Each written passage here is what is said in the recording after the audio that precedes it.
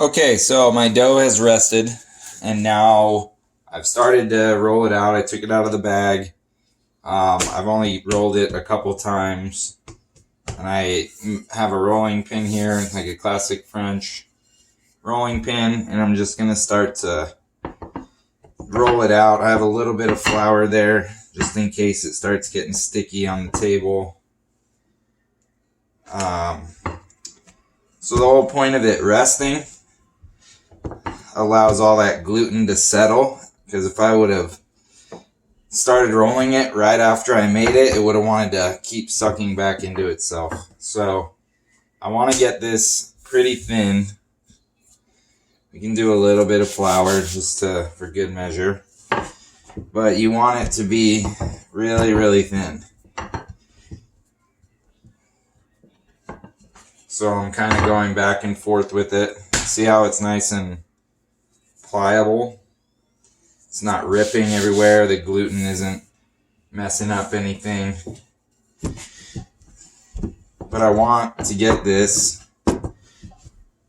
about 1/8 of an inch thick. We're getting pretty close already. Just a little bit of flour so we don't get any stickies. So what our main goal is to make fettuccine noodles, which, as you know, are kind of rectangular shaped, nice and long noodles. So we're almost to that thickness that we want. And the pasta is really nice and rested, not trying to suck back into itself at all. So once I have, I'll roll it out one more time. Once I have a nice, even pasta,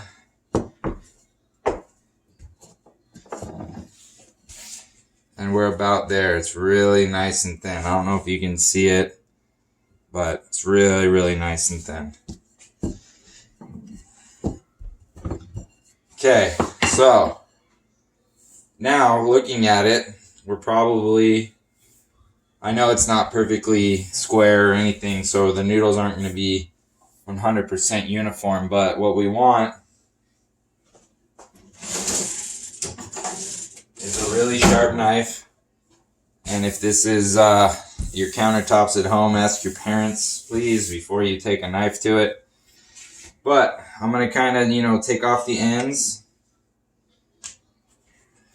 at least one end, and then I'm going to start cutting fettuccine noodles the best I can, just like that.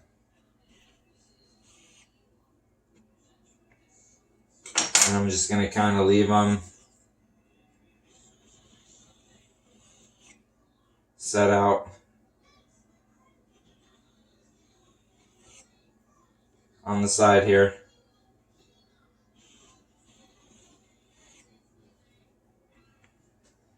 And I'm going to do that